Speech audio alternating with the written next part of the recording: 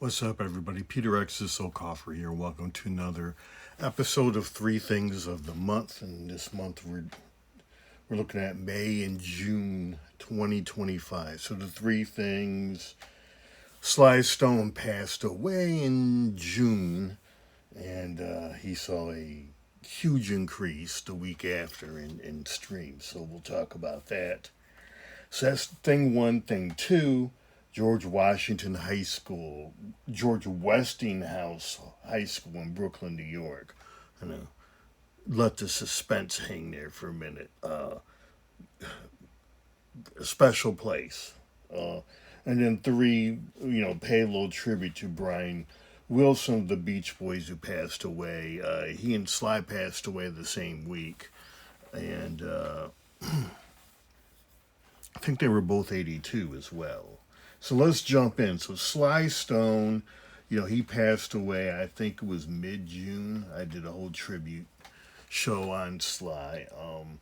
And his streams went up 563% the week after he passed. So Sly was, sits, he's interesting where he sits because radio stopped playing Sly a long time ago, and I think because Sly was, not very public. He never, he by the mid '70s, Sly was done with fame, and so he was kind of a hermit and kept to himself. And so I think for millennials and Gen Z, Sly, they heard the name, but they really weren't that familiar with him. And of course, when Sly passed, I mean, the New York Times did a big story, several big stories, and so did Washington Post. And I imagine CNN gave him, so it's like, so I think these younger folks were like, well, who is this Sly Stone guy? And then they listened to Sly Stone and they were like, wow, this guy is really good.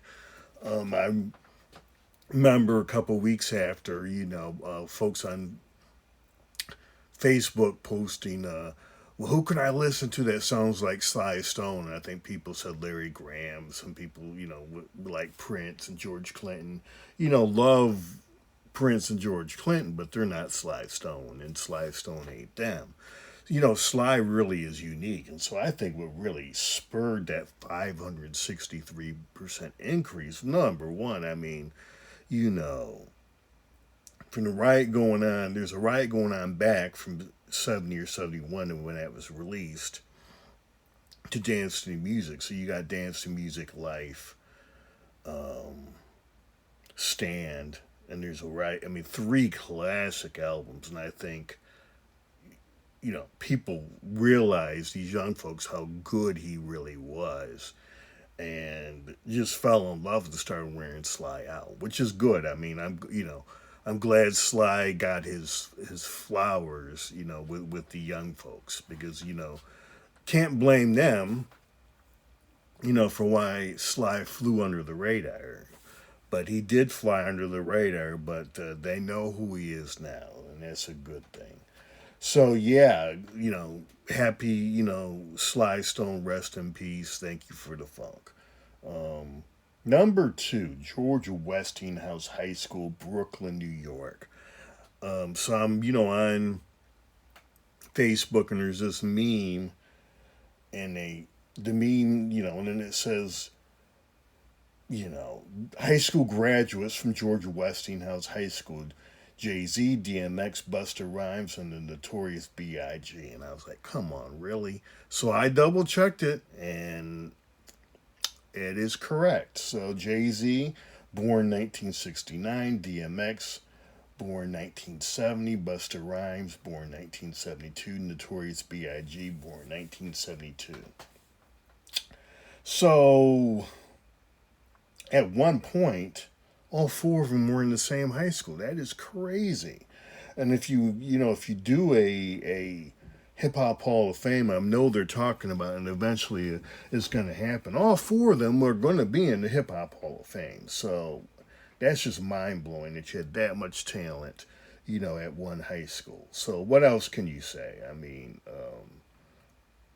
I thought, no, no, they're pulling my leg. But again, as I said, I, you know, Googled and checked, and it is true. So yeah, George Westinghouse High School. I wondered what the enrollment is for, I think sort of nosed around on the internet. Probably should have done a little bit more, but regardless of the enrollment, that's still pretty impressive. Finally, Brian Wilson of the Beach Boys passed away.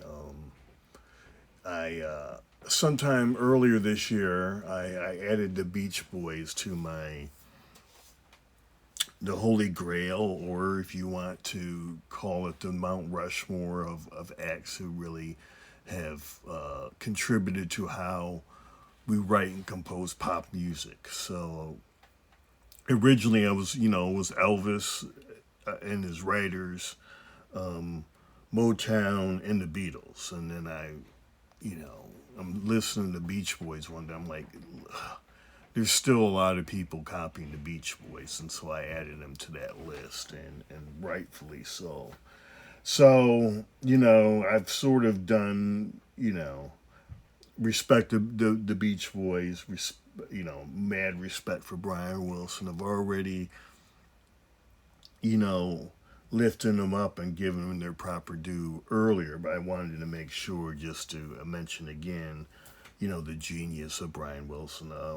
Pet Sounds is considered a masterpiece, and it got the competitive juices with Paul McCartney going, and so much so that that's was the catalyst for Paul writing Sergeant Pepper's Lonely Hearts Club Band, that whole album. So anytime, and Paul's publicly said it many times that no Pet Sounds and no Sergeant Pepper. And so Pet Sounds was, uh, early on, Brian Wilson decided, left the road, and his brothers and cousins would tour, and he would, while they're touring, he was in the studio working on new material. And so that was kind of the breakdown there for the Beach Boys. And, you know, mad respect around, across genres and generations of musicians when it comes to Brian Wilson's songwriting prowess. So, giving, Brian Wilson his flowers, and trying to put him in his proper place and modern music history. So yeah, on that note, it's a quick one, but had to say what I had to say. So anyway, thanks for coming through. My name is Peter X's O'Coffer. Got 3 albums. I recorded their name. 6 albums. I'm ahead of myself. 6 albums recorded their name X's, Xodus. My first album is Book 1. I also got the 317 Volume 1 and 2 out there. And I also write science fiction and fantasy. Here's where the 3 comes in. I got 2 full novels and novella, and I write under the name Peter Exodus O'Coffer, and you can find my books on Amazon.com. So thanks again for coming through, and I will see you next episode.